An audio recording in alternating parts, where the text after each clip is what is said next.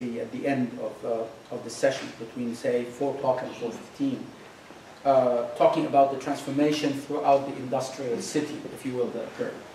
So let's start with this, and I hope the sound will be okay. We tried it before, it wasn't really that great, but we'll see what happens.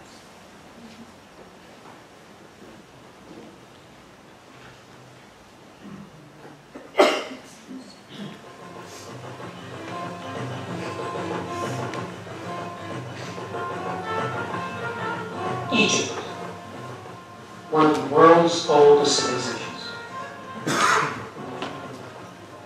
The Nile, the mightiest in Africa.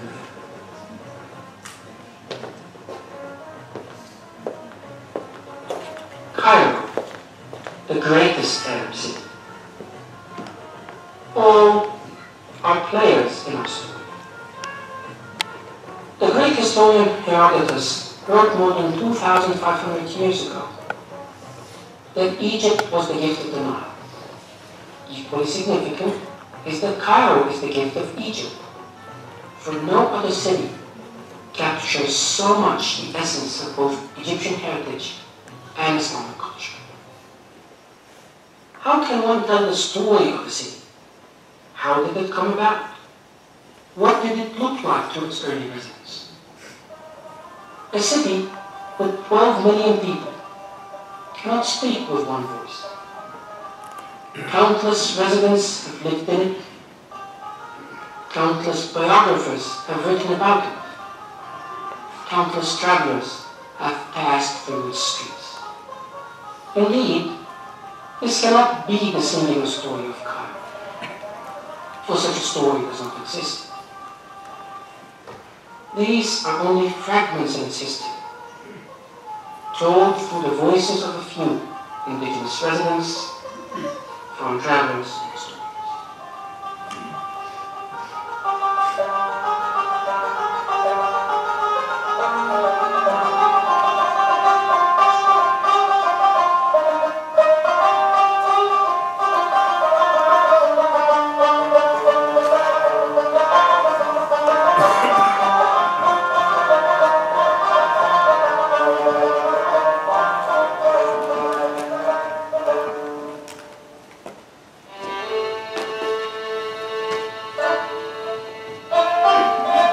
Century may not have been a very significant time in the history of the Middle East. It witnessed the movement eastward and the conquest of Egypt by the Fatimid clan of Tunisia. The Fatimids were not the first to realize the importance of the site east of the Nile Valley, where it meets the Delta. Archaeological discoveries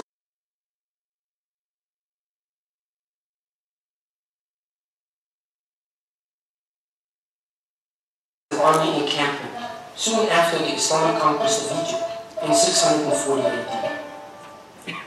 Not long after, within the following 2 centuries, 2 more towns, Alaska and Qatar, were built on the same stretch of land by dynasties which ruled the Muslim world from Damascus and Baghdad.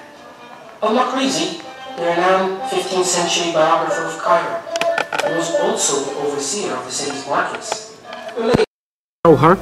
the Fatimid army general, better known as the Sicilian, seems to have shunned the existing settlements and even the local population. He chose instead to build a 340-acre rural compound to the north. This was to become Al-Qahira, Cairo, the city victorious. And this is a visual history of its first half-millennium, told through the story of one of its streets.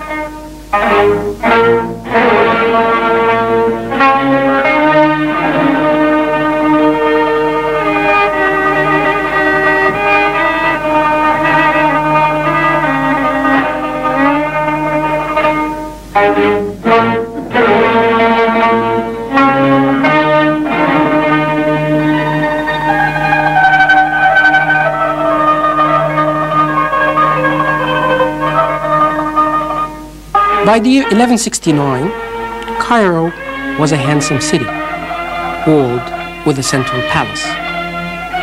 A second stone wall with intricate gates, replacing the earlier mud brick one, had been built. While the royal compound was not open to the public in its early days, the city was now bustling with activities along its major spine. Indigenous Egyptians, who were not originally allowed to reside in the city itself, entered through Bab Zuwayla, the southern gate. There, merchants had set up tents around the small mosque of Salah Talaya, built by the governor of Upper Egypt in the middle of the 12th century.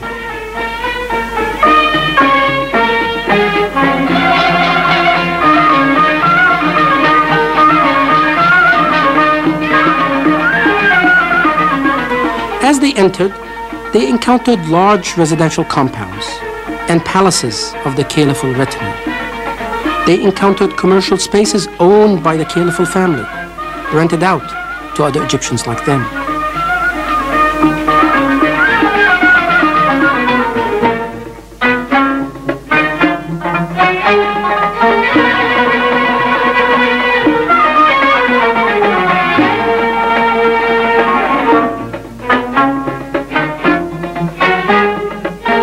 After a half-mile walk, they arrived at Bain al-Qasrain, or the space between the two palaces.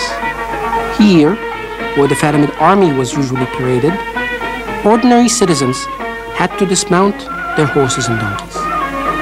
After passing through this square, whose magnificent size was commented on by all travelers who visited the city, they encountered the elegant Al-Aqmar Mosque, which set the precedent for mosques whose facades were aligned with the street while still maintaining the internal orientation towards Mecca. From there, they might have walked north to an area of elaborate residential quarters dotted by small shops, street-side vendors, and other commercial activities. The short minaret of Al-Hakim Mosque, incorporated into the city a century earlier, greeted them. Originally, the mosque had 3 monumental entrances overlooking the street with 9 other side entrances. Some entered the mosque, took off their shoes, and prayed in this large structure, which was during its heyday the prime seat of Shiite preaching in Egypt.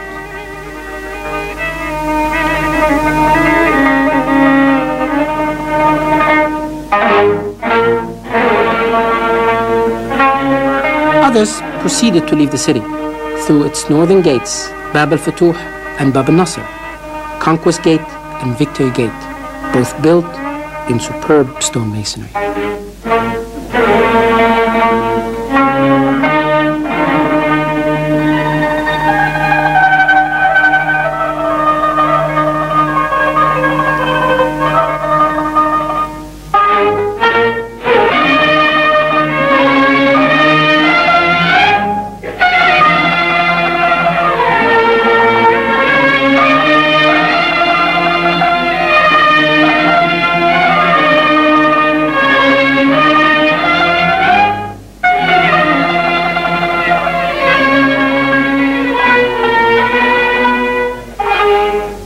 At the center of the city lay the palace of the caliph.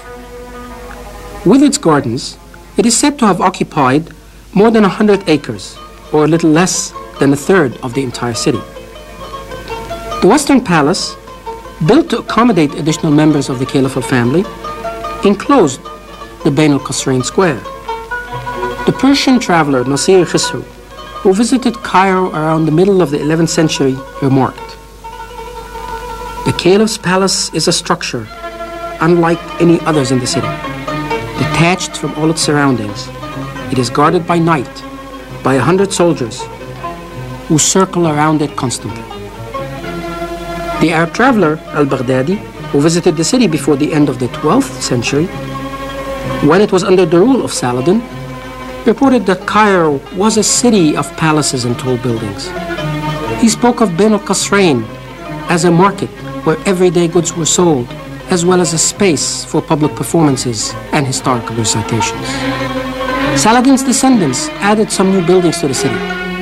The school or madrasa of al-Saleh stands out from this time period. Its dome covers the tomb of Sultan al-Saleh, built by his widow, Queen Shagarat ad-Dur, after his death in a battle with Frankish crusaders. When Egypt fell under the rule of the Mamluks, a slave-held dynasty of Turkic origin, in the year 1250, Cairo again underwent a major construction project. And in the final years, the Circassian Mamluks added many articulated buildings, like the mosque and school of Sultan Barkuk. To the Moroccan traveler Ibn Sa'id, who visited Cairo later in the 13th century, the city appeared crowded and unpleasant. He wrote, "The place in Cairo known as Bain al-Qasrain is of royal creation. If all of Cairo were like it, it would have been a great city. But as I walked through its narrow streets and dark alleyways, the shops, the people, the horses made my breathing heavy and my eyes red."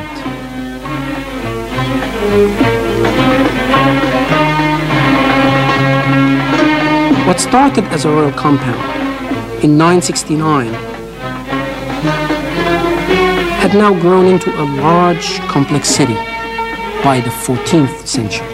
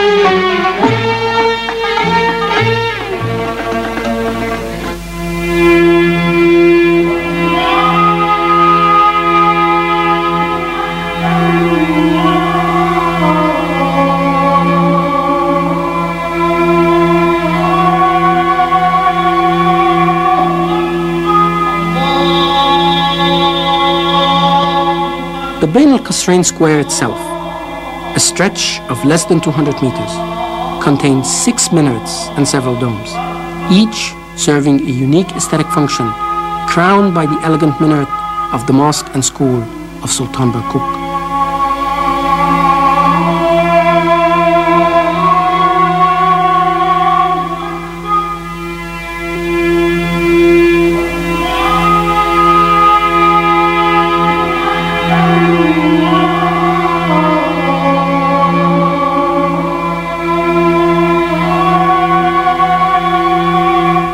The Barkuk complex, in turn, was one of the most ornate and well-executed structures.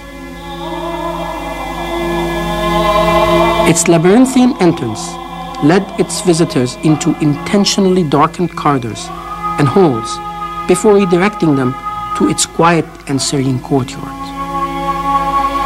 There, they encountered a prayer hall, tiled with mosaic and marble, and a mihrab or niche, designating the orientation towards Mecca.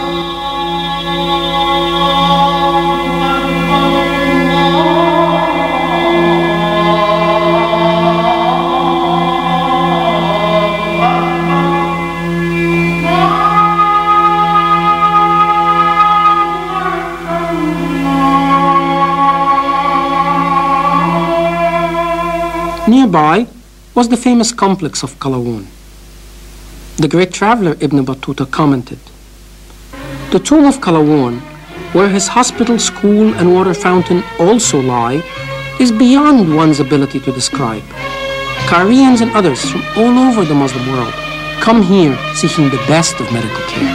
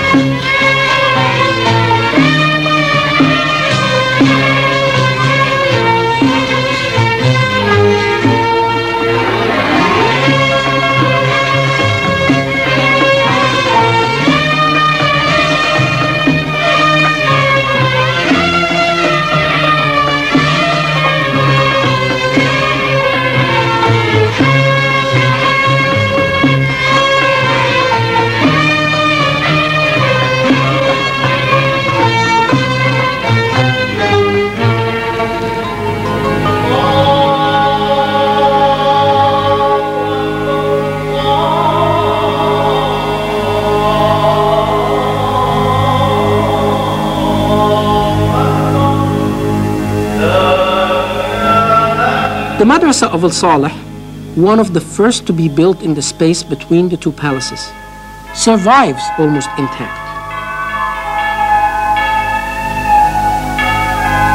Its short but intricate minaret, placed above the entrance, stylistically revealing its Ayyubid origin, was captured by the 19th century British painter David Roberts in his Scupper Smith's Bazaar.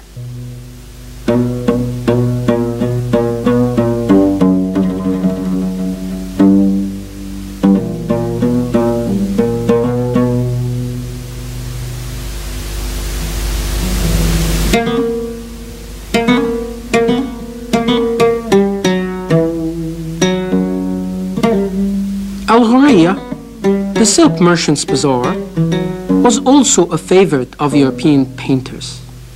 This space, sandwiched between the mosque of Sultan al-Ghuri on the one side, his tomb, water fountain, and Quranic school on the other, captures the essence of a city with very complex mixed uses.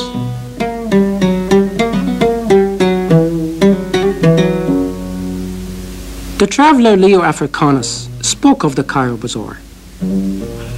The city is well provided with artisans and merchants. The area called Bain al-Qasrain contains about 60 shops where cooked meat served in tin dishes is sold. In others, water is prepared with all kinds of flowers and it is sold in glass bottles. He also commented that the area had many educational institutions, including the madrasas, school mosques that were introduced to Cairo in the Ayyubid era, and kotabs, or schools where younger children between the ages of 5 and 11 would learn reading and writing by reciting and copying the Quran. Cairo also impressed travelers by its multi-storied houses with their projecting balconies and windscopes. The facades were embellished with a multiplicity of screened openings of brick, wood, and metal.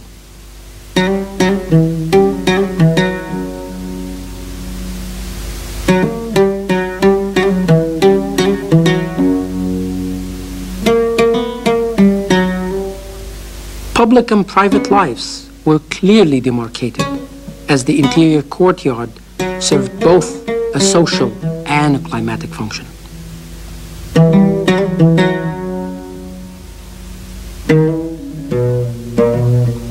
Khans, or urban caravansarais, and hammams, or bathhouses, lined the streets and served residents and travelers alike. As one moves back south on the street, one cannot help but be captivated by the organic nature of the dwellings. The Frenchman Jean de Tervenot commented, "There is no handsome street in Cairo, but a great many little irregular ones. It is well known that all houses of Cairo have been built without any plan, for each one takes all the space that it wants, without considering whether it blocks the street or not." Other Frenchmen, who came with the Napoleonic conquest of Egypt at the end of the 18th century, were however fascinated by this irregularity. They went about documenting every inch of the Cairo they saw, from the intricate woodwork of its mashrabiyas or window screens, to the muqarnases, or the stalactite honeycomb ornaments that cantilevered into its streets. Bab Zuwayla, the 1,000-year-old southern gate, takes one back out of the city. Its minarets, built 500 years later to serve the neighboring Mu'ayyid Mosque, remain the hallmark of Cairo. Even today, they are used as the seal of the Cairo municipality.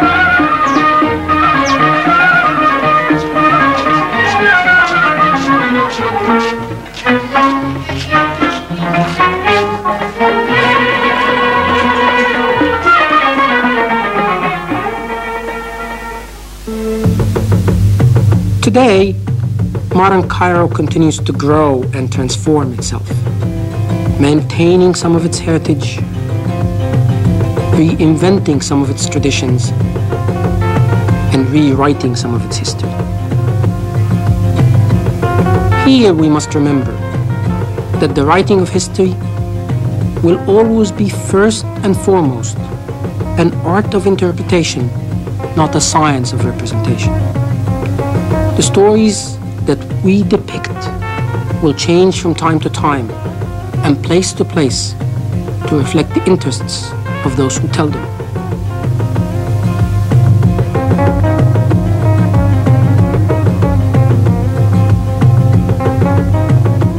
Perhaps this history, seduced by technology, turned into fiction in the hands of a small group of simulation designers, can preserve for future generations the splendor that once was Cairo, the city victorious.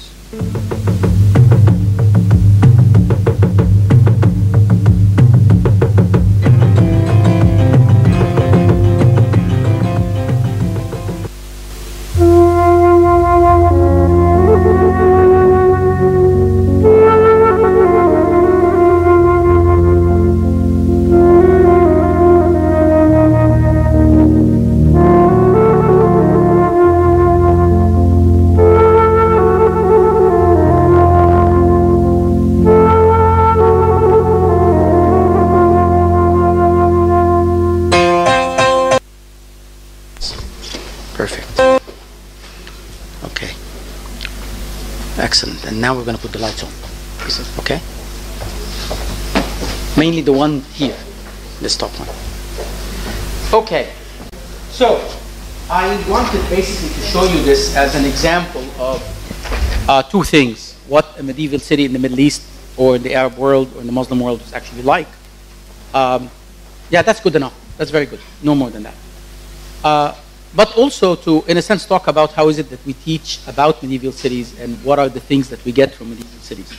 So before I go on and do this transition, if you will, from a discussion of medieval urbanism to industrial urbanism, a process that almost takes 1,000 years, which I'm going to try to summarize in 45 minutes, I wanted to make sure that I open it up for questions as well, if you have any, either on medieval Muslim cities or medieval cities of Islam, as I usually try to call them, or on even how do you go about producing something like what I produced here. What do you think? What questions do you have? I have a question. Yes? Yeah. I would like to know how you have taken the old one. Is it from the books? You have tried to reproduce or create a virtual? Or is it simulation models, one or two we could see? So can you guide a little bit? Absolutely. As I said, actually, this is basically a representation. If you look at it, I only showed the city in two periods. So I showed some of the transformation in between, but it's basically the city at 969 when it was first planned as a big palace. And then it is the city at the end of the Mamluk period before the Ottomans take over, which is around 1492, if you will. So I'm basically covering a good 500-600 years of the life of the city. This is a project that took 7 years. It involved 20 people. It was done with a relatively modest budget by that time, about $200,000. We had to start from a variety of ways. So one mechanism that we started with was from the archaeological survey maps of Old Cairo itself. So we had that physical evidence. The descriptions that existed, we have many descriptions. Cairo is very fortunate. Historians of Cairo are very fortunate because they actually have at least maybe 70 or 80 accounts, each of which is 200-300 pages of what the city was like by people who passed through the city. Of course, this is also very complex because they come from different places, they have different perceptions. Their perceptions of a place is very much guided by where they come from and not necessarily by the city that they are seeing. In addition, we created a database, an extensive database. Cairo, between the 18th and the 19th century, was visited by about 50 of the Orientalist painters, many of whom became very famous later, like Jean-Léo Gérôme and David Roberts and Amedeo Preziosi, whose work are in major galleries around the world today. And each one of them stayed in the city for a month or for a year and produced a number of paintings, many of which were later sold in Europe when they went back, because Orientalist art was very popular during the height of colonialism. We wanted to see these weird people whom we colonized, but only our soldiers are actually there taking care of them. So we created a database, and mind you, I mean, this whole thing started I started this project in 1996. I finished it in 2007, on and off. So we created a database that included 700 Orientalist painters' work. One of the things that we managed to do is, because we have the city, we managed to locate where each painting was taken from. Some of these paintings did not correspond to anything, not because they were fiction, but because the area in which they were taken had changed quite a bit. So we had one database which was like that. We had another database which was the archaeological material that we actually have. Then we have the textual traveler's accounts. What I had to do to be able to build this model is I started from the physical evidence that we have, and I basically built a city, if you will, backwards. So we have the city, in this case, in the year 1996. That's the evidence that we started from. And we started to remove certain buildings to be able to construct the city as it existed in 1492, which is the latter model that we did. The beginning model, we had to start from the exact opposite. We had to assume a tabula rasa, and we had to use very few of the footprints of the buildings as they existed archaeologically. And then we had to build buildings from scratch based on travelers' accounts, because most of these buildings do not exist. So we worked forward and backward until the two models actually met. And this was a very, very difficult exercise. So I did this project, and it was extremely successful. It was shown on public television, American public television. It was shown several times. And every year they would show it because they wanted to show something historical. And then I made this version in 2007 as an educational version. So this version is almost 10 years old, without really changing anything in the narrative. Why? Because technology had changed so much by 2007 that it was very difficult for me to imagine that, what am I going to do now? I can actually have people moving through the city. But that's another 2 years of work. I don't need that. So I dismissed many aspects of this, possibility, because I felt that I wanted to stick to the original sort of narrative altogether. But then by 2009, I was very critical of my own project. So I wrote a paper that critiqued the project fundamentally. And it critiqued it from the perspective that, you noticed I focused on one single street. I could tell the history of that street extremely well, because that street still exists. There are 29 surviving buildings on that street, and it's not a long street, it's almost a mile. There's a lot of evidence of what existed between those buildings, but there's very little evidence on what existed around the street. I had to construct all of that, which required me to engage in massive speculations, which I became very uncomfortable with as a historian. So, for example, we knew that there were certain neighborhoods that were built by the Mamluks, a dynasty that ruled Egypt for 300 years. Very good. We have about 20 surviving houses, Mamluk houses, only, that exist today. So we used the 20 Mamluk houses, and using pattern language, we generated another 500 houses, and we scattered them around the landscape using the same principles of Mamluk houses. But whether these houses existed or not, I don't know. Whether they existed in this form or in these locations, I really don't know. But there was no way I could have done the film without necessarily this speculative component. So why was I critical? Because I actually recognized that technology has allowed us to get to a point where we can imagine things beyond what we can empirically substantiate, justify, or prove. Now, of course, the general public may not care, but as a historian, I care. So for me, this was sort of a paper that was published in a journal, the Journal of the American Academy of Arts and Sciences, and it was a caution against using computer simulation, which, as you know, has now invaded the world in every single respect, as a mechanism of being able to tell history. So that's not necessarily to say that I am unhappy with this product, not at all. In fact, today around the world, many architectural historians and urban historians use this to talk about Cairo. And many of them send me thank you notes, to which I respond by saying, yes, but please understand that there's a considerable part of it that is speculation that I no longer endorse, but you're certainly welcome to use it. You know, your institution bought it altogether. So that's the thing. The thing here is that I think that the telling of history is something that requires a great deal of caution. And it's not necessarily a caution that the technology gives. And that's why I used in the end by saying, you know, maybe this project, and this is the narrative that I made in 2007, very much seduced by technology, allowed us to produce this thing which borders on fiction. But it's the closest history that you can get. Anything else? Yeah. Yes. You answered quite a lot of my questions already. Yes. I just wish to ask you that what was the number of options you tried for making of one type of structure? Like if the structure is in a courtyard formation, then suddenly they would have some kind of minaret like that. Yes. How much number of options you made for that, and how you came to conclusion that this would be the most near one? Yes. Again, very good question. For almost everything that I've shown here, that I focused on, that appears in elevation form, or that a building that I go through, and there are a couple that I do so, or that I actually show in perspective as an entire building, there was little or no speculation whatsoever. Why? Because either these are buildings that existed, or partially existed, for which reconstruction of them was possible and was done by others. So, in a sense, I had to depend on the work of so many different people in the process of being able to do so.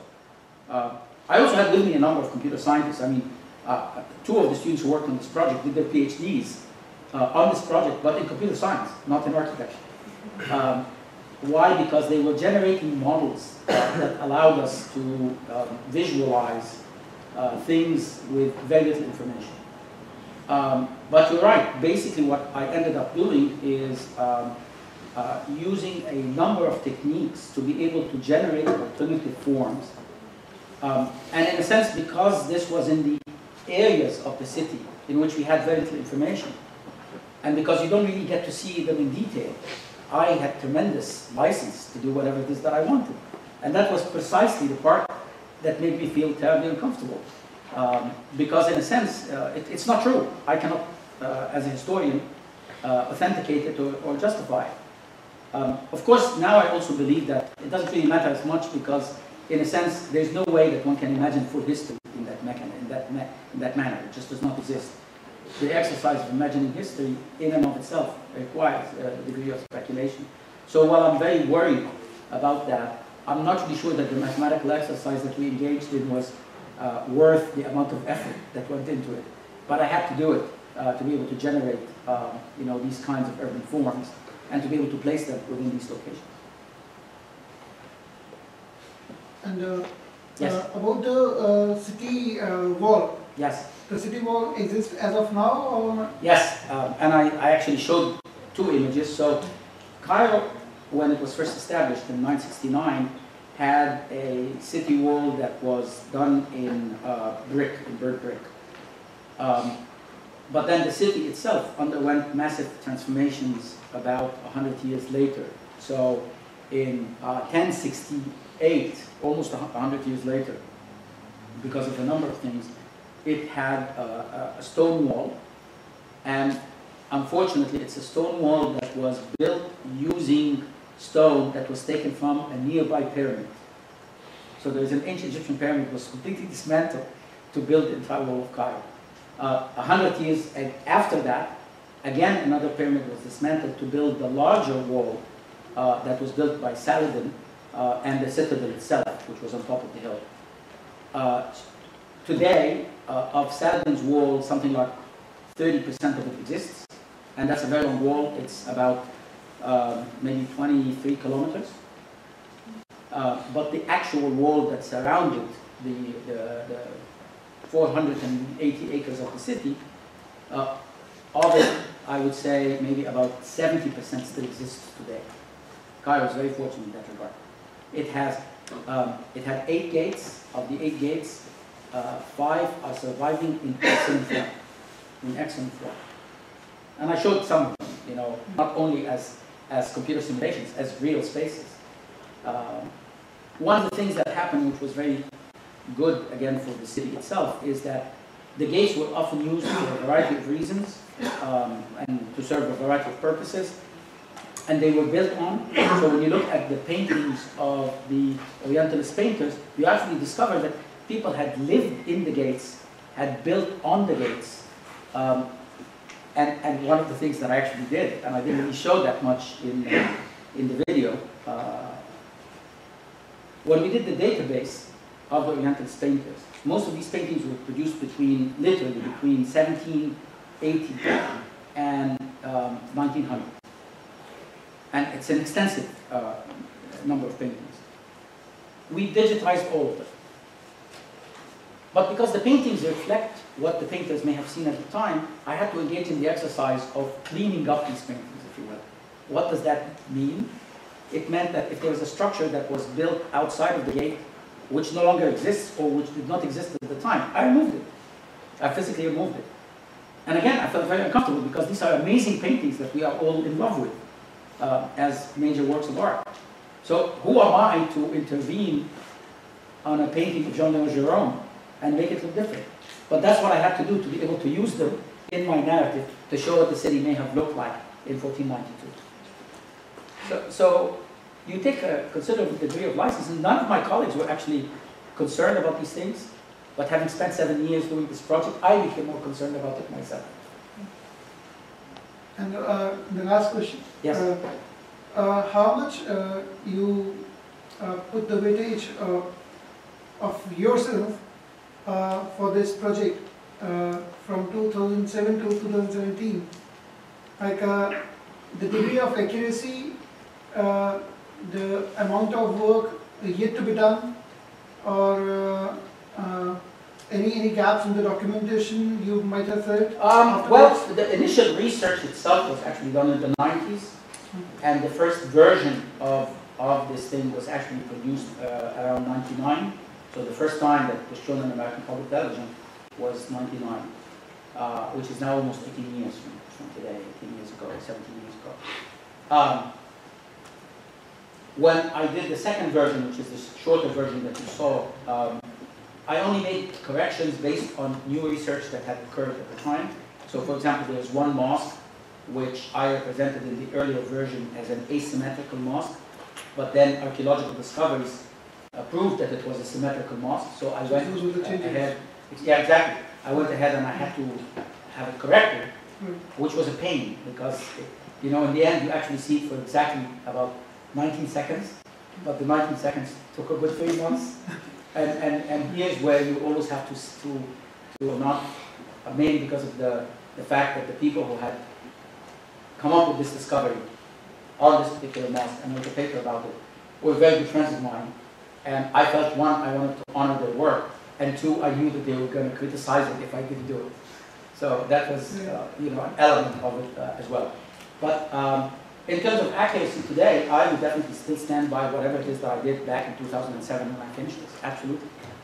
I would not change a thing at all. And you continued your research till now? No, I moved on. Okay. I definitely moved on. Having spent 7 years on that project, I decided that, I mean, the irony is I produce a lot of books, as you probably know. But during those 7 years, I only did one. And once this project was over, I could go back to producing a book every 2 or 3 years, as my rate was before. So, any more questions, or should we actually move since we're getting tight on time? Very good. Okay. So now I'm actually going to move to another format, which is almost very similar to the lecture format that we had, but I would need to go back and adjust the lights. Who will help me with that? Yes, please.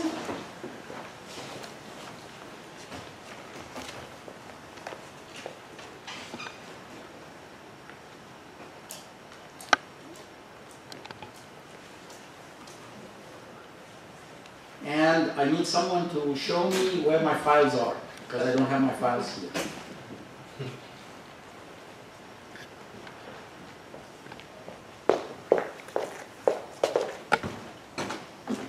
we're going to go to actually 2.2.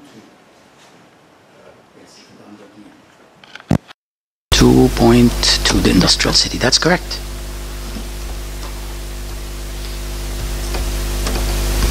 Very good. Okay.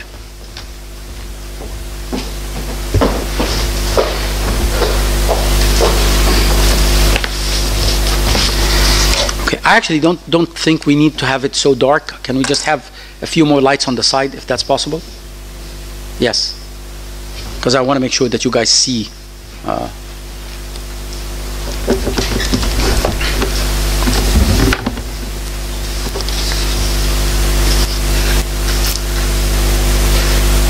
Yeah, that's good.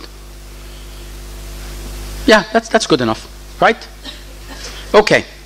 So early on, yesterday and even continuing on to today, as I talked about planning history in particular, and even in comparison to what I would normally do in my class in Berkeley, you would notice that we cover the entire era from the ancient Egyptians almost to the 19th century, possibly in 1 week, and in your case, in 1 day. Yet, then we come to the 19th century, and as planners, we're stuck. We actually end up spending on the 19th century a very good, substantial part of any history of city planning.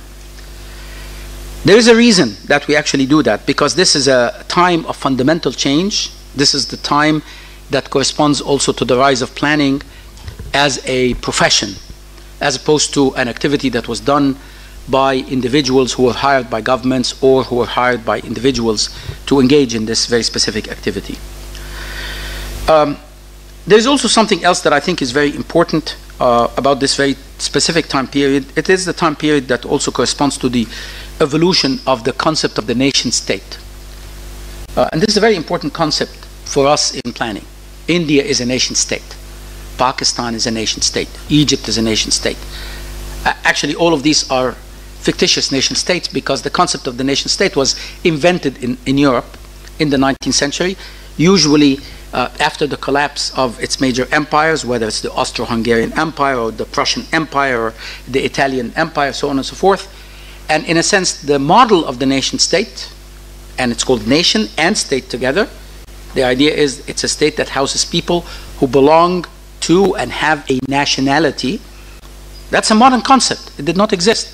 It actually existed mainly in the 19th century in Europe and was later imported or adopted or simply translated into different local contexts, as many of the third world countries that were occupied by Europe came into existence.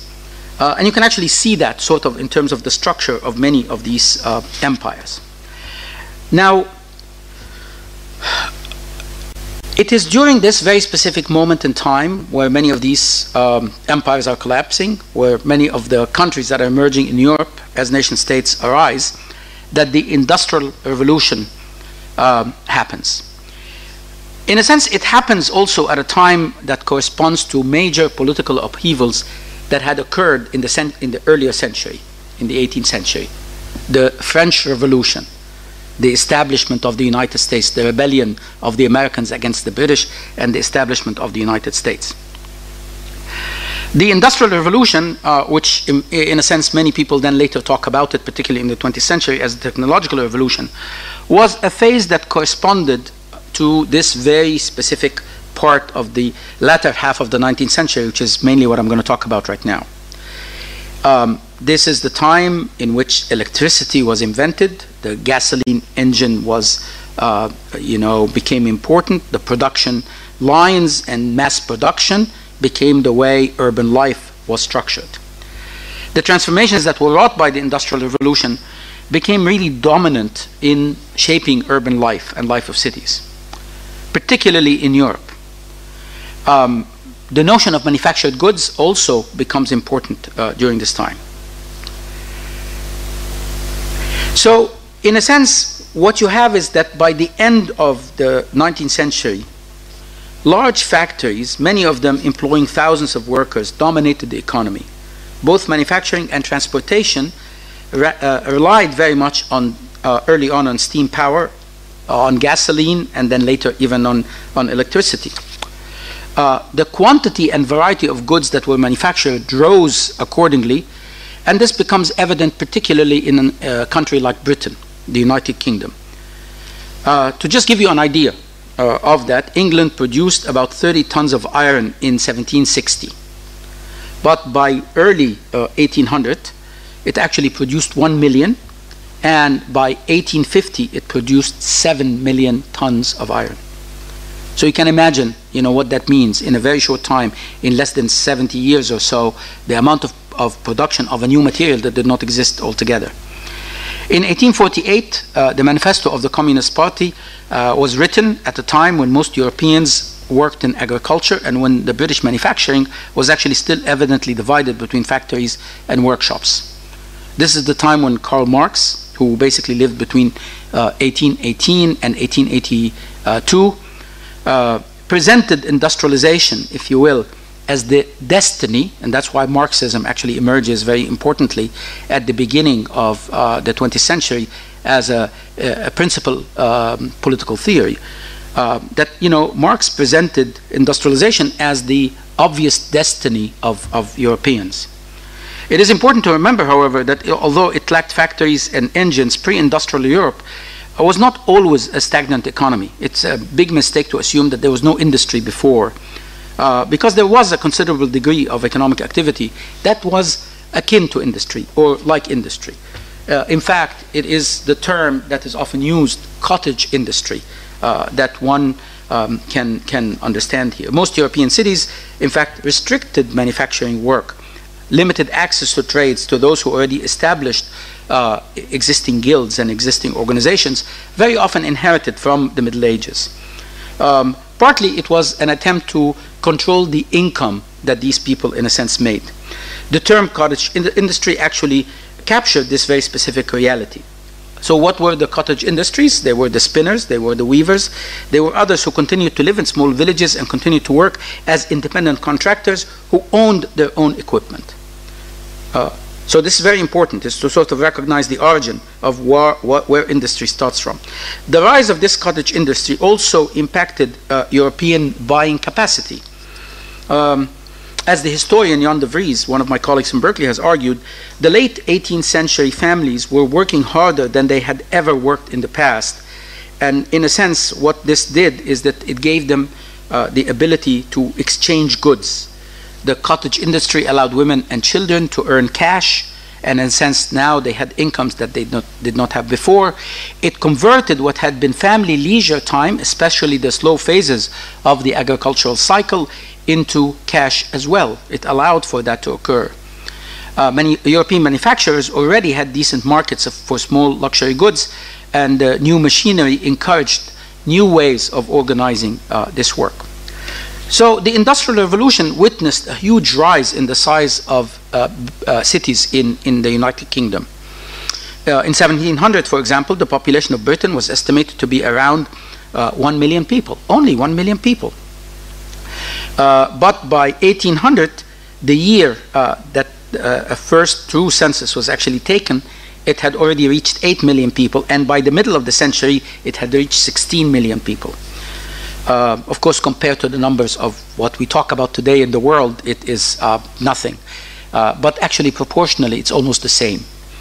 This represented more than a 60% growth in almost less than a single generation at a time, if you look at the generation as 40 years.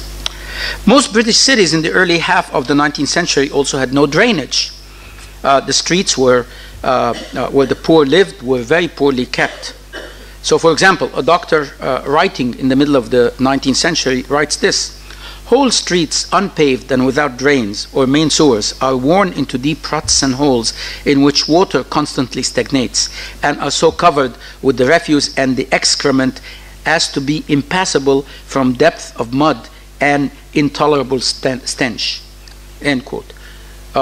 And this is a doctor who's actually describing the condition that, in a sense, people have to continue to live in this. Freshwater supplies were also very difficult to get, particularly for the middle classes and urban poor. With no running water supplies, the best people could actually hope for was to be able to have a bucket in which they collected rainwater on their roofs, or they had to go to a public fountain when it existed, or to a pump to be able to get it. Since the Industrial Revolution was still new at the beginning of the 19th century, there were initially no laws to regulate most of these industries. For example, there were no laws that prevented businesses from hiring 7 or 8 or 9-year-old children to work full-time in coal mines or in factories. Unfortunately, this is something that, as you know, continues to happen in third world countries until today. There were no laws that regulated what the factories could do in terms of the hazards that they were producing, the biohazards specifically. Free market capitalism meant that government had no role in regulating these new industries, and planning services for new towns did not really exist in this regard. Those who controlled government, basically a small minority of people, usually wealthy people, and in fact, those were the people who could vote, particularly in a place like England at the time. So during the first phase of the Industrial Revolution, England became the first example of what happens in a country where you have free market capitalism that is totally left unrestrained. And I think this is again relevant today because, as you know, in an era of deregulation, where most countries are engaged in removing regulations to encourage the free market, we're almost going back in time to a situation that had existed before.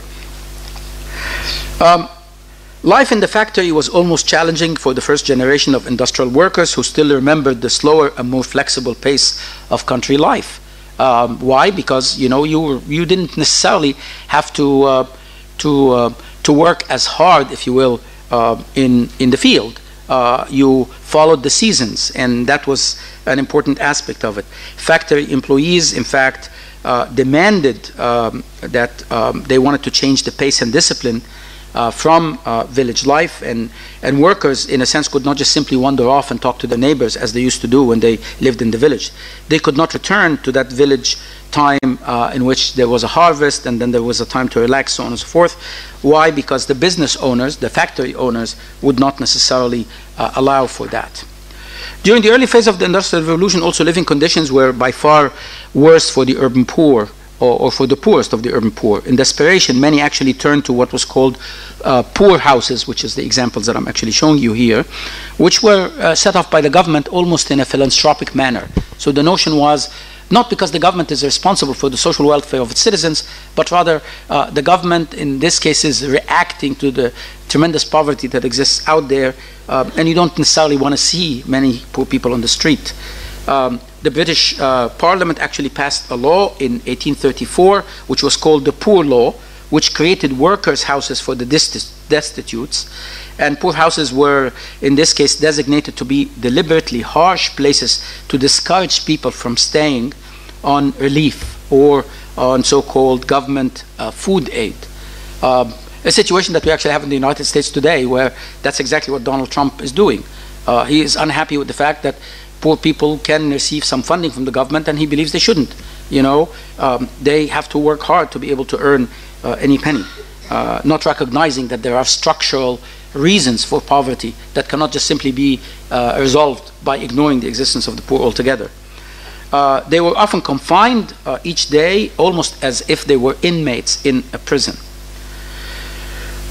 One assistant commissioner of the workhouses commented at the time, and this is in 1850, "Our intention is to make the workhouses as much like prisons as possible. Our object is to establish a discipline so severe and so repulsive as to make them a terror to the poor and to prevent them from entering." So you build them, but you make them a terror so that they do not come. This was planning. This was planning almost at its best in this very specific capitalist era and in this very specific mentality. Of course, in a sense, I would still say, unfortunately, not everything is very different today. Today, in the United States, in public spaces, we make sure that we design benches in a manner that would not allow a person to sleep on a bench in a public space. We put spikes that go up so that people can sit, but they cannot sleep. Why? Because we don't want the homeless to occupy these public spaces. It's not at all different than the mentality that existed in the middle of the 19th century. Manchester, England was a very good example of a small town which grew so rapidly. It was located, in this case, on the Atlantic port, very close to Liverpool and to the coal fields of Lancashire. One of the first railroads in the world was actually built to connect Manchester to Liverpool. And as a result, Manchester quickly became the textile capital of the entire world. At one point in time, it was actually producing 50% of all of the textiles of the world. Its population increased as a result of industrialization, almost six-folds in less than 40 years. So from 20,000 in 1800 to 220,000 in 1850. Many newcomers were migrants, mainly from farms. Some of them were totally destitute, and some of them lived in very difficult conditions in rural areas. So for them it was, if you're going to live in a difficult condition in a rural area, why not move to an urban area? So what were the working conditions that workers encountered during the Industrial Revolution? For starters, the working class made up a considerable part of urban society. So if you look at London in the 1850s and its population, 80% of the people who were in London in 1850 actually worked in factories, 80%, and lived in precisely these kinds of structures that you see here, some of the early photographs that were taken with the beginning of photography. Since population was increasing in Great Britain in general, at the same time that landlords were needing less hands in the fields, people from the countryside continued to flock, and that obviously created two situations: a tremendous overcrowding in many cities, but it also created this interesting opportunity where, even though you had unemployment rates for workers in the first phase of the Industrial Revolution, this was still the group of people who later managed to, in a sense, although living in very poor conditions, become urbans.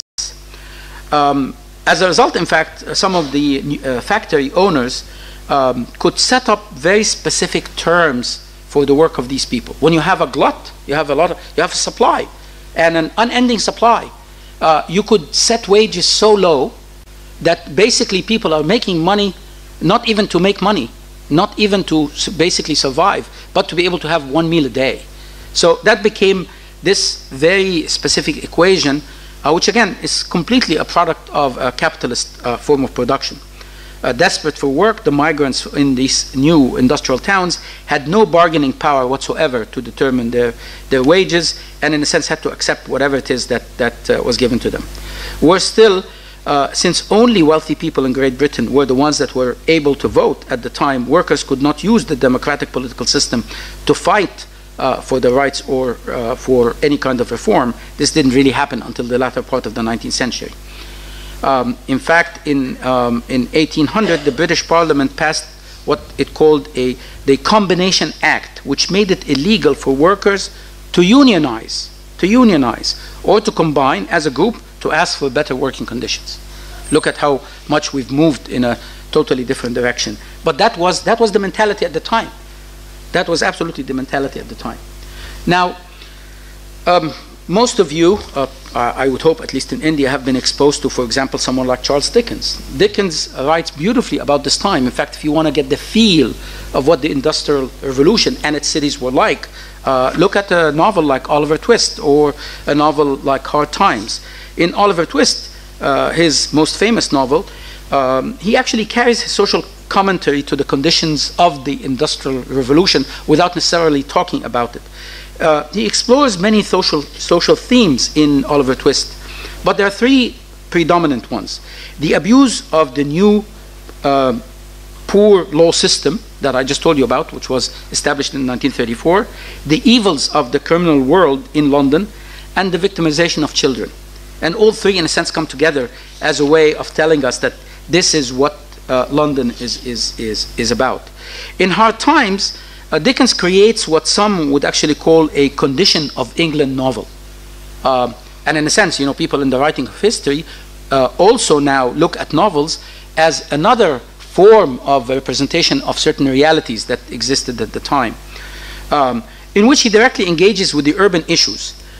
He identifies some of the critiques, if you will, of the Victorian industrial society that is dominated by materialism, by the acquisitiveness and the ruthless competitive capitalist economic structure that existed. He uses a fictitious town called Coketown, which was a city in the novel, which foreshadowed, in fact, the emergence of the monstrous mass urban society that is based on rationalism and anonymity and the dehumanization of the cities of the industrial age. The dominant feature of the town is its inherent ugliness, its inhabitants' lack of individuality, all of which are a product of this inhumane materialistic society that Dickens is actually talking about. In hard times, human relations are contaminated by economics. The social commentary of our times is actually quite clear. Dickens is concerned with the conditions of the urban laborers and the excesses of the laissez-faire capitalism. He exposes the exploitation of the working class by unfeeling industrialists. Such sharp interpretation of the Industrial Revolution had actually directly affected public policy. And because it came from the likes of Dickens, it had a resonance. The Industrial Revolution has become a successful battle cry for detractors of capitalism. So you can actually see the world often goes, particularly since the 18th century, through these cycles of, capitalism and then a recognition of the evils of capitalism, an attempt to correct them, and then capitalism again. And we are at the moment in another curve where everything is sort of neoliberal capitalism.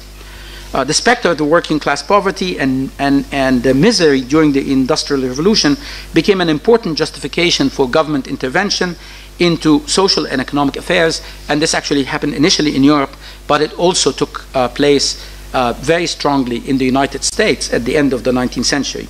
A vast amount of legislation, from minimum wages, the idea of a minimum wage, to antitrust laws, owes its existence to the anti-capitalist mentality that existed in the world at the end of the 19th century, which created, in a sense, or which this permissiveness that was possible through the excesses of the Industrial Revolution.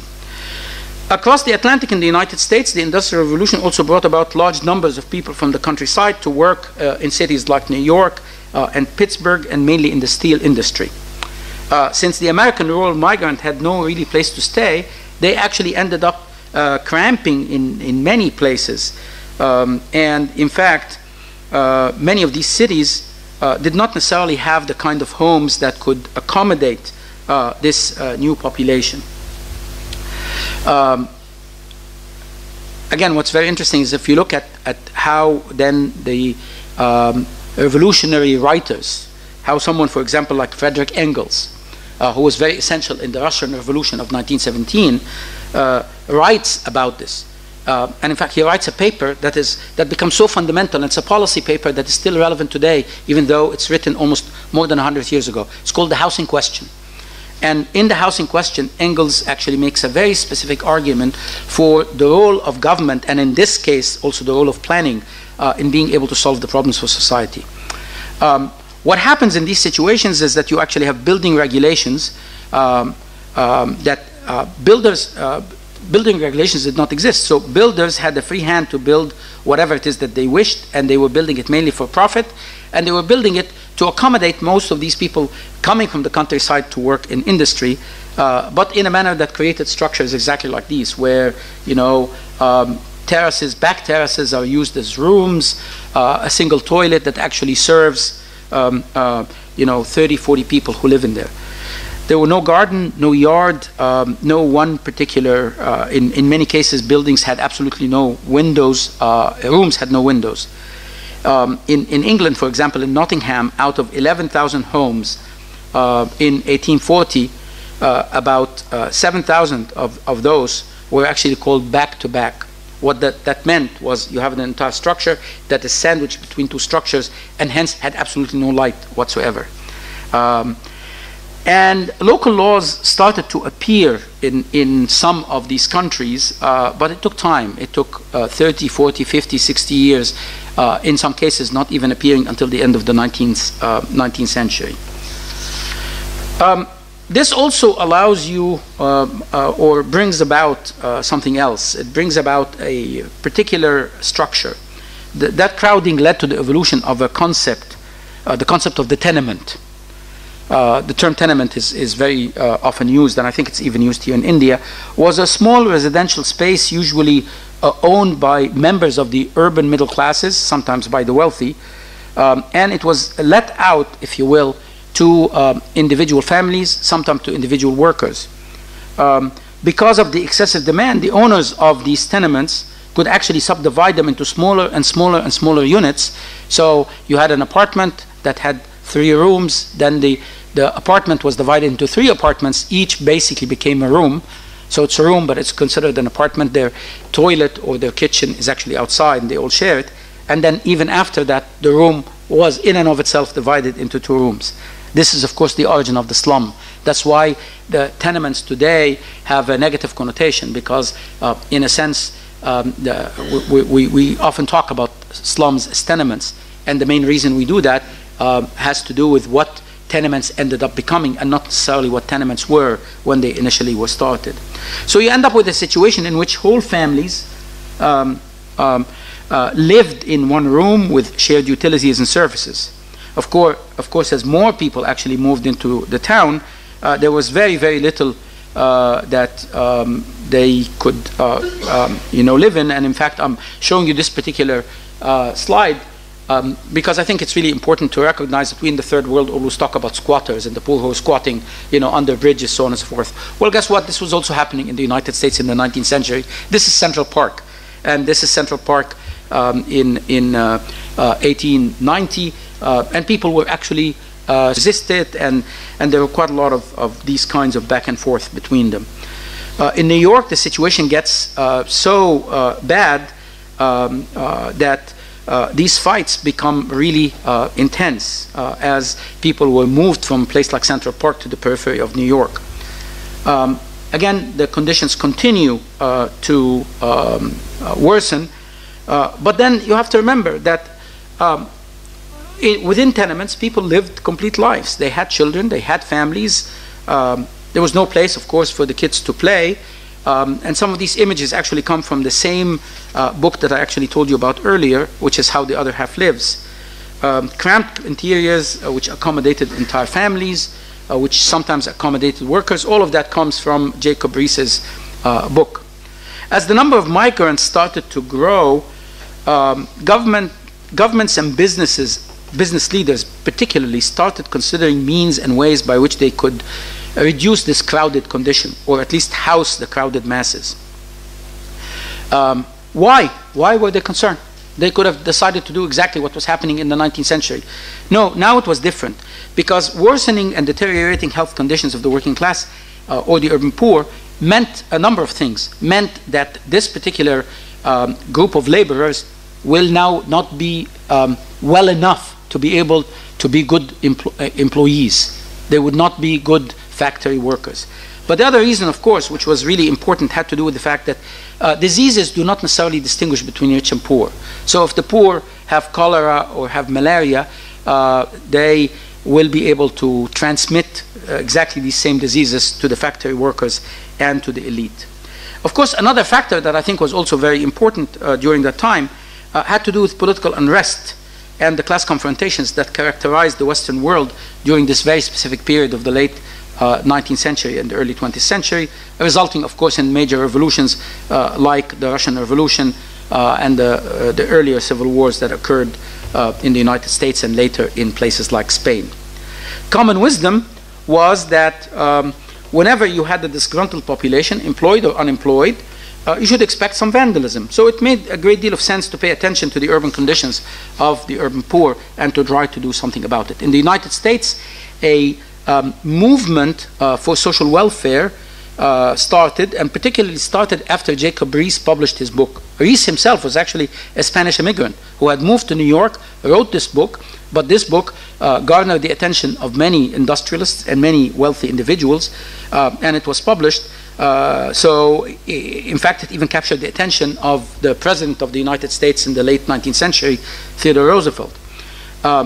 And during his time, new legislation, which became the first housing code, if you will, in the United States, was invented. In the same time, this was also something parallel happening in England. Lord Shaftesbury visited one of these houses. He went into the cellar and he was like struck by how bad the conditions were. And he went back to Parliament and convinced his colleagues to pass what was called the Shaftesbury Act, which for the first time and again, this is important for us. You have to remember, planning is often about legislation, required sanitary installations and forbade the occupancy of dilapidated structures. Two components of the Shaftesbury Act, which found themselves, if you will, in almost all planning regulations in the world today. That, in a sense, you cannot just build a house and not think of sewage or not think of water. You are required to do so. As a landlord, as a developer, as a contractor, you have to do that. And at the same time, you cannot continue to live in a structure that is going to collapse on you, but also collapse on your neighbors. To deal with the problem of tenements, architectural ideas in the form of competitions and projects to find low-cost and land-efficient alternatives were actually being proposed. And in fact, I'm going to show you a few plans of what came out during this very specific time. The first plan that you actually see to the left, which was actually called the railroad plan. The idea was that we are going to plan this properly, we're going to create something that has a few windows, so on and so forth. But even that didn't work very well, because once you put all of these units attached to each other, you discovered that the only people who can actually, remember, this was a tenement, so the only people who actually would have some space would be the people who live in this room or in this apartment, and people who live in this apartment, which may now be divided into two tenements. And in a sense, the rest, because the units are attached to each other, would have no windows whatsoever. So what was invented later was this plan that you see at the end, which is called the dumbbell plan. Dumbbell plan.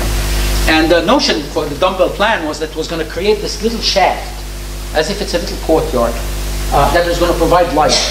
But mind you, this is a 4-story structure, and the entire space that you have here, in where it's widest, was only 1 meter. 1 meter. So you can imagine that this was still considered a tremendous improvement. And when you look at it, even here, and I'm going to show you an example of it. So here it is, and you can even have the proportions of the old tenement, and this is the new tenement style that is being celebrated. But this new tenement style that you see on the right, let's look at it here. This is it.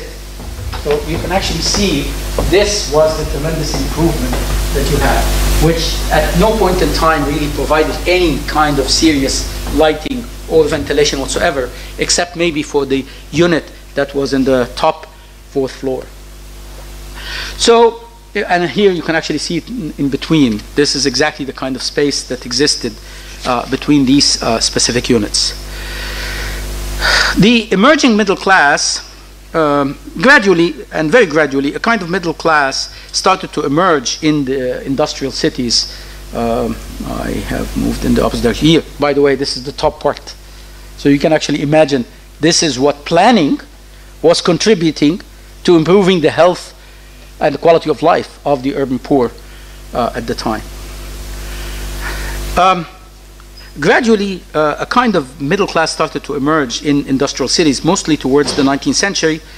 And actually, until then, there has been mainly 2 major classes in society: aristocrats that were born into the lives of wealth and privilege, and low-income commoners who were usually born from the start almost as working class people.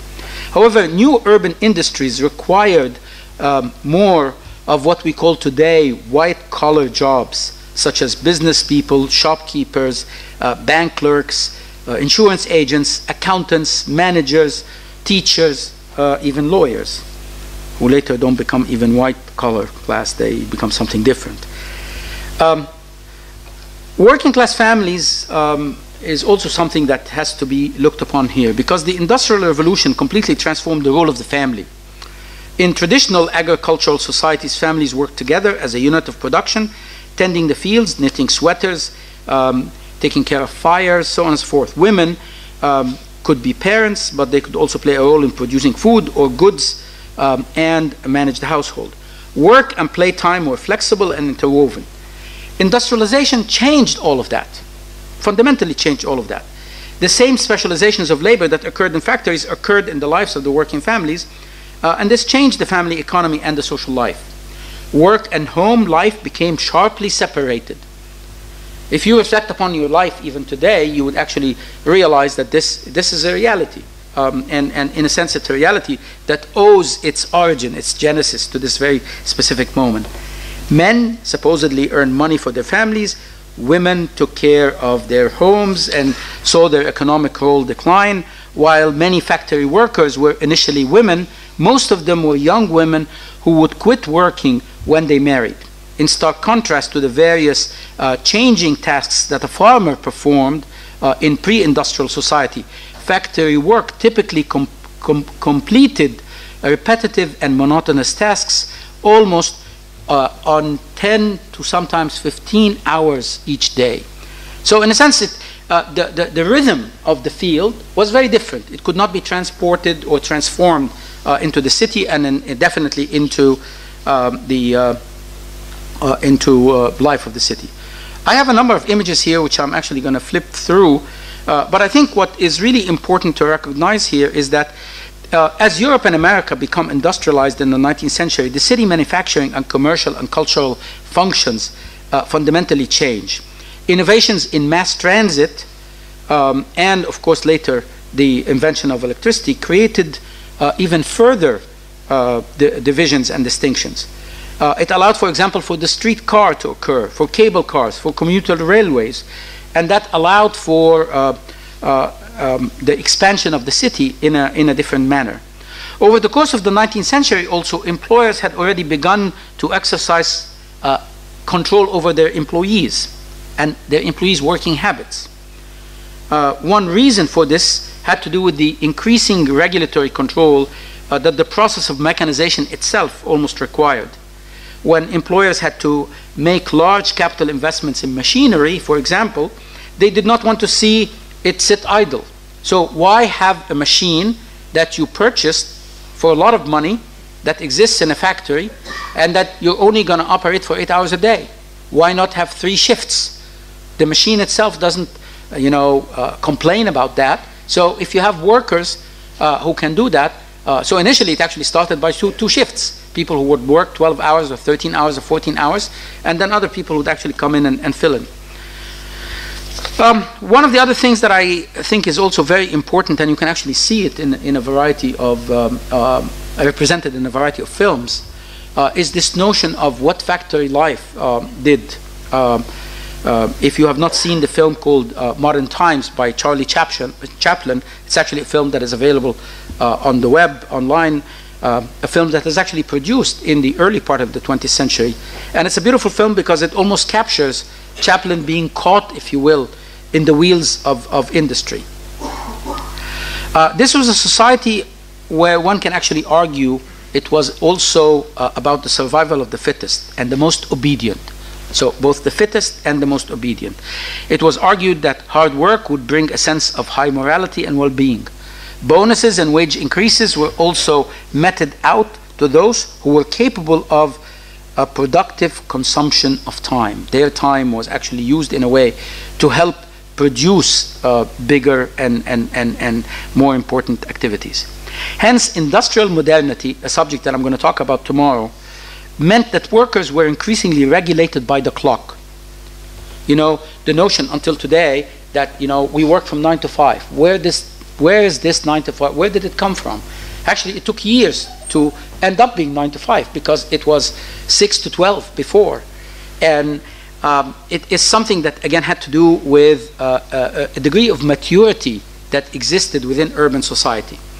E.P. Thompson writes a very interesting book which had to do with the regulation of time around that time. And Thompson actually creates this notion that captures it. So that's what he wrote at the time. He says, by the 1830s and 1840s, it was commonly observed that the English industrial worker was marked off from his fellow Irish worker, this may be derogatory, not by a greater capacity for hard work, but by his regularity, his methodological paying out of energy, and perhaps also by a repression not of enjoyment, but of the capacity to relax in the old uninhibited ways, end quote.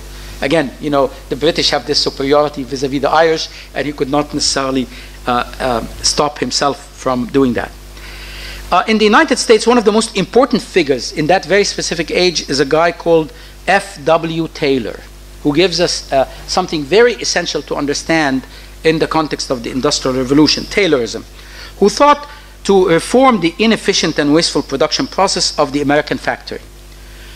Taylor actually thought that, you know, how do you produce something? You have a person who does X and who does Y and who does Z. All of these different activities are part of an assembly, and Taylor argued, why do I have this person do all of these things when I have this person do only one of them? And I can have this person specialize in X, which is needed, and then it will be followed by Y, but I have another person specializing in Y. So Taylor actually created what was called the time motion studies, which try to account for every small operation and movement as to enable the most efficient way to perform a task. The intent was to set new production standards that would prevent factory workers from, and I quote from Taylor, loafing on the job. To accomplish this, Taylor timed each activity with a stopwatch, and then he established certain speeds at which workers were expected to perform. Again, Charlie Chaplin makes a big deal of that, and you can actually see it in that film specifically. The moving assembly line then emerges, first introduced in the meatpacking plants and then in the automobile factories, and was an ideal device to regulate such outputs and to demand perfect timing from the workers. So you can see actually this becomes a very important thing in which, you know, that's the notion of the assembly line, that things are being produced, I do my task, and the object moves on the line for someone else to do his or her task in it. Another important figure, of course, in that very specific time is, and again, here you have examples of Taylorism, you know, from the early part, even all the way until the 1940s. You know, the object itself, the radio, is being moved on the factory where you're assembling things about it. Well, guess what? The factory line and the assembly line exists today in CENTCOM, for example, in China, in which you get your iPhones. It's exactly done in exactly the same way. There is an assembly, there's a line that moves, a person is performing an activity and someone else is performing that activity right next to him or her. That is a different kind of activity altogether. By the time Henry Ford comes in, a major development occurs. So first you have Taylorism. And Taylorism was what? Was the management of time and the creation of that sequence by which the assembly line is producing the product. Fordism then has an impact on planning much more than Taylorism, which has an impact on industry. With the tenets of Fordism, a worker's reward for being subject, if you will, to these new forms of control was adequate income and hence the ability to consume goods that he produced. Henry Ford was absolutely, in this case, a brilliant man in this regard, because he thought that I have workers who work for me. They are producing this machine, which only the rich can buy. So they must be resentful. So I'm going to create a structure by which they can afford to buy it. How did he create the structure? He said, okay, I'm going to raise their wages, which of course made all of the other industrialists unhappy, because what? He's raising their wages, we have to raise the wages as well. And of course, even raising their wages was not enough to buy. So he said, I'm going to loan them money in lieu of the wages that they have not yet earned. So he created this system in which now they owe him for the future. Yeah, he raised their wages, they owe him for the future, but they have the car. So in a sense, Fordism was this component, in a sense, that allowed for the, and this is what you're looking at here is the Model T car, which became the car of the middle classes, even though when it was initially produced, it was only the car of the rich. But now the middle class could also afford it, and even the workers in Ford factory could afford it. And allowing consumerism to become part of this new capitalist mode of production is what completely allowed for the tremendous transformation of the cities altogether. Overall, of course, the result of such scheme was to make workers, even in this case, to accept some of these realities. But both Taylorism and Fordism dimensions of modern industrial city were captured and narrated and critiqued by many authors and by many films, as I actually talked about it. And in fact, one of the major films that did that, two films that did that very specifically, Berlin, Symphony of a City, beautiful film, again exists on the web, you can see it. It's now 100 years old exactly. And Modern Times, which was by Charlie Chaplin. Symphony of a City was by Walter Rothman.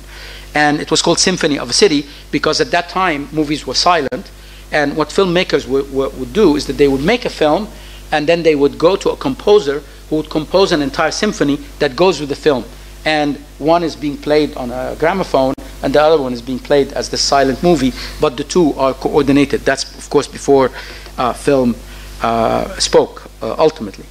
Berlin, the film, demonstrated the spaces of the home as a space of feminized domesticity and captured how is it that industrial modernity in the European context, different spheres of life were completely differentiated from each other. Although the spheres of work and home were spatially segregated in the industrial city, the two were part of the same system, driven by consumption as well as production, and the connection between the two. The ability of a consumer is predicated on the ability to also be, if you will, a producer. Modern Times, which is Charlie Chaplin, and here actually I'm showing you one of the images that he shows in the film in which he gets captured in these machines, and he is turned around. He can't even escape it. The character of Charlie Chaplin is the tramp, is unable to be a producer, so he is denied the privilege of being a consumer as well. When he accidentally stumbles into the sphere of consumption, the department store, he knows his time there is limited, and then there is something essentially sort of self-destructive in his action. He knows he may not be able to survive for long. In the industrial city, a further separation actually now exists between work and leisure, and this is very important, because if you follow the argument that I've been making about what happens when people move from rural areas into urban areas, in Berlin every aspect of leisure, from food to recreation, involves an act of consumption. When the inhabitants of the city workers and businessmen are at lunch, all classes of Berliners are depicted, and they appear almost in the film to resemble beasts that are attacking flesh in a manner that has to do with the nature of their consumption. The city in the early 20th century cannot be viewed independent of the process of industrialization, I would strongly argue. It is a dialectic relationship. As urban workers began to become consumers, and as a range of new businesses, services, and trade started to emerge, an internal market for manufactured products and consumer goods and services came also into existence. Technology was a further important facilitator of this process.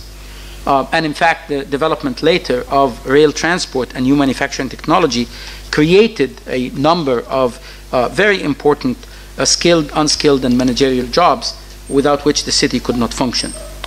Historians agree that the Industrial Revolution was one of the most important events in history, and not just in modern history, but rather literally in the history of the last 400 or 500 years, marking a rapid transition to the modern age.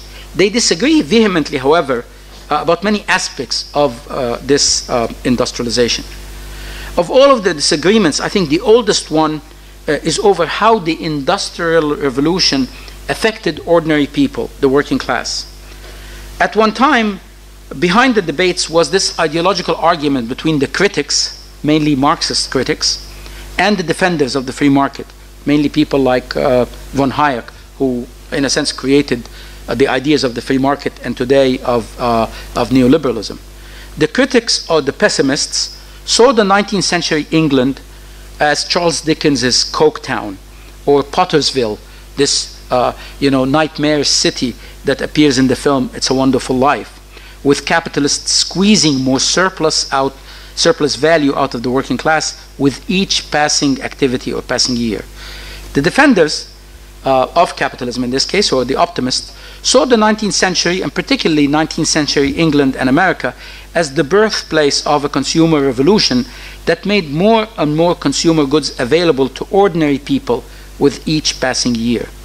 Few economists today seriously dispute the fact that the Industrial Revolution began the transformation that has led to this extraordinarily high, compared to the rest of human history, of course, living standard for ordinary people, which we actually today enjoy through market industrialized economies, particularly of Western Europe, as they spread throughout much of the rest of the world. And in a sense, planning within that context of the Industrial Revolution becomes something that has to be looked upon not simply as part of the larger history of planning, but more so as part of the history of urban settlements and histories of cities altogether. And this is my lecture for you today. And I'm going to answer any questions that you guys want. Can we get the lights on, please?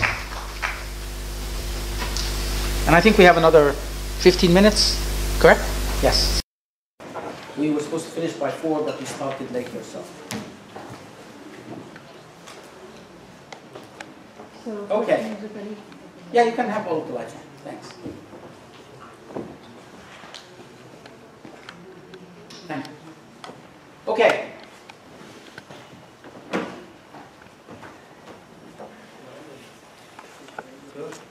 Yes. You mentioned in your presentation that there were no provision for the workers. Then an act passed in which workers are allowed to form a union. Yes. They can demand higher wages and shorter working hours. So can you tell me the name of the act? What was The act of what? The act, you said a legislation was passed. Yes. Which That's in England in the 1800s. So this was a legislation. It was actually the Poor Act. That's the name of the act. The Poor Act. Of course, you have to realize also that this passed way before the Industrial Revolution picked up. So it was not necessarily something that I think could have ever passed in, say, the 1880s or 1890s. But in 1800s, it could pass because you didn't have factories, you didn't have the same kind of organization. You see, in a sense, one of the things that happens here, business needs workers. And they would like to get as much as possible from the workers for the least possible price. It's capitalist society. And that's what they tried to do until they couldn't get away with it. Every now and then you encounter a situation that changes that. And that's why I actually talk specifically about Taylorism and Fordism.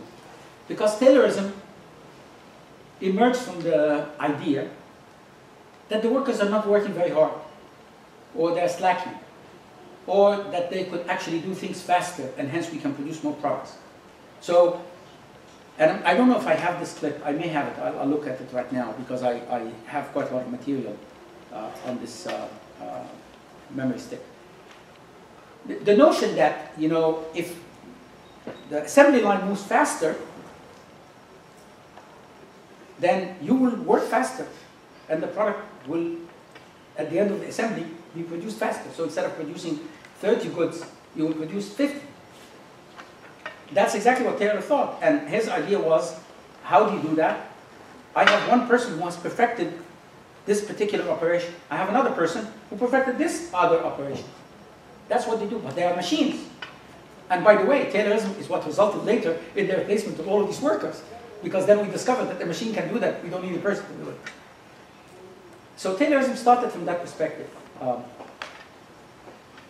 Charlie Chaplin, that film Modern Times, and then Lucille Ball in, in the I Love Lucy film as well, captured this beautifully, where they're unable to perform this, but their inability to perform it creates problems for everybody behind them, because they're trying to do something, they can't, and so everybody collapses in the entire assembly line. Henry Ford, who used the assembly line brilliantly. No one ever used the assembly line as much as Henry Ford did, after Taylor had actually invented it by about 15 or 20 years. And that's why the Model T was very easy to produce. But he also recognized in the process two things. That he needs to make the workers who work for him happy. So he created this notion, okay, the only thing that I can do to make them happy is to give them good wages. Who determines the wages? He actually had no particular economic formula to do it. And he came up with what he considered to be a fair figure that related more to what he wanted them to be able to buy. But what he wanted them to be able to buy was also something that was beyond their capacity. So he gave them more money than they probably would have needed, but that allowed them to consume more than they needed, and that allowed him to have them indebted to him, creating this very specific cycle. Ironically, even though Henry Ford did that, and that's the tragedy of Henry Ford. You can look at his biography, it's very interesting. His workers were the first workers to unionize. Or they wanted to unionize, so he fired them. They didn't really unionize. They unionized later, after he died. But his tragedy was he felt, I have done all of this for you, and now you're unionizing? How dare you? That was his sort of anger, if you will, when this happened. So in fact, his factories closed down for several months, mainly when the workers decided, okay, you gave us the capacity to consume, but we want to be able to bargain our fair wages. And you also have to remember this was a time in which communism was spreading throughout Europe. The Russian Revolution had occurred, and so the fear of communism in the United States was so grave, and he was such a strong anti-communist. So that was part of it altogether. What else? Is the timeline of the word slums same during industrialization of? Yes, the origin of the term, you see, there is a difference, and sometimes the housing literature, even the housing literature of houses, of people who study housing, does not make that distinction. There's a fundamental distinction between a slum and a squatter. A squatter is a kind of settlement that occurs because a group of people squatted on a piece of land that is not theirs, or they may have even acquired a piece of land that is theirs, but they built something illegally, something that does not abide by the codes, by the building codes, by the zoning regulations, by the land use, or what have you. So this is a squatter. A slum, on the other hand, is a structure that has always been legal from the start. It got its proper permits, it abided by the laws of the time, but over time, it changed. It acquired different status. It got divided in a manner that did not conform with its original form or its genesis, if you will. How does one define a slum? It's a very difficult question. The slum is a slum in the eyes of the beholder, in my opinion. However, a slum as a term actually started to appear because the term itself has negative connotation.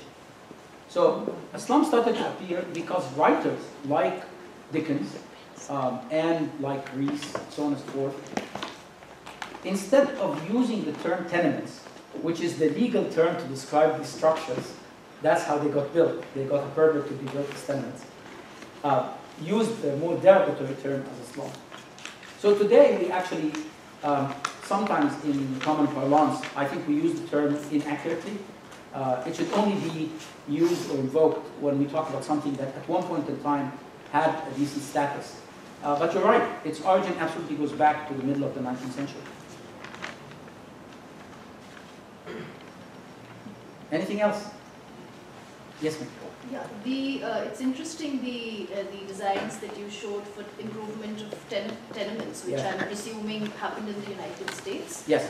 And I would say that as early as the 1815, there was individual enterprise of factory owners like Robert Owens, who set up Newland Ark, which incidentally became a World Heritage Site, followed by Saltaire, and then you have Bourneville, which advertised themselves as a factory in a garden. Yes. So I was wondering if there was a similar pattern of factory owners taking upon themselves to lay out industrial estates, hiring architects and buying parcels of land in the United States. Do we have similar pattern? Absolutely. And it happens in a slightly different time. It happens a little later. It happens closer to the end of the 19th century.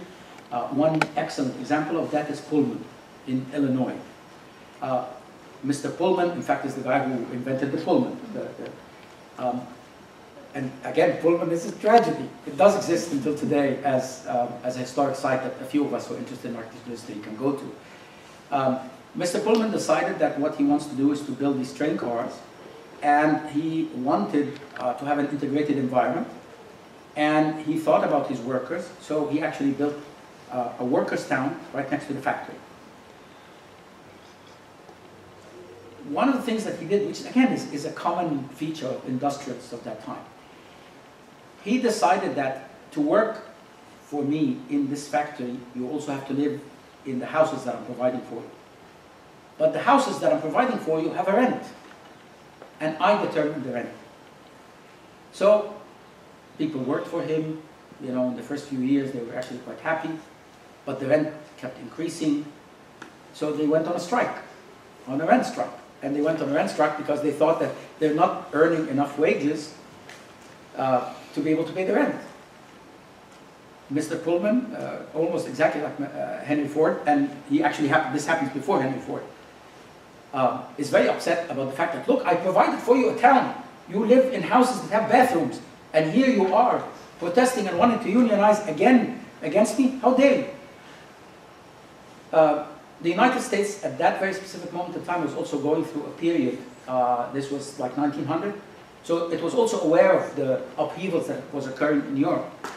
And I think that what Pullman ended up doing is asking the help of the federal government to deal with the workers.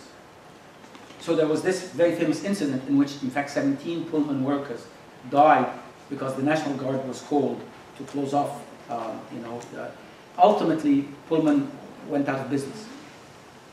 But before he went out of business, he had employed a large number of other workers. And he ultimately gave up the idea of a factory town, in that he was now willing to hire workers whom he didn't have to bother with their housing. And he hired those who had to accept the conditions of their housing. So he ended up almost creating a two-tier system before his collapse. But yes, you're absolutely right. And this is not necessarily to say that all industrialists are, by definition, evil people. Not at all. I actually don't think they are. I think that it's the parameters of capital that makes them so. They're after profit. So Pullman, because I looked into this matter very specifically, one of my colleagues, Margaret Crawford, wrote about that. The problem is that he sort of felt that the kind of housing that is being provided to them, quality-wise, is much better than what exists elsewhere. So he was determining their rent based on the quality of the dwelling, but not taking into account their wages. Fine and dandy, you can actually do that if these people don't work for you, but they work for you. Today, of course, some of these Pullman houses survive. Few of them survive, and are very well maintained, sought after, expensive condominiums. Each one of them would sell for like $300,000 to $400,000. So I think we just have time to take maybe just one question, and then we can just call it a day. Last question. Yeah. Down, please. So, all right. If there's no last question, then that's even fine. So, very good. We'll see you guys tomorrow. Thank you very much, Dr. Nazar and Sakshi, for the very interesting sessions that we've had today, and you've taken us from right ancient medieval right up to industrialization. And tomorrow we are looking forward to another very interesting session coming up. Thank you, Dr. Nazar and Sakshi. Now, two quick announcements. One, we need everybody tomorrow morning at 10:30 so that we don't, continue to delay on time. So kindly be here. Tell your friends who are missing right now that attendance is important and they should be here at 10:30 dot. Let's respect the people who are here, especially to give us this knowledge and information. So please be here on time. Second thing is that some of the formalities related to GIAN are still incomplete by some of our participants. So kindly, those formalities, kindly complete them so that we are in position to process the whole thing further. So thank you once again.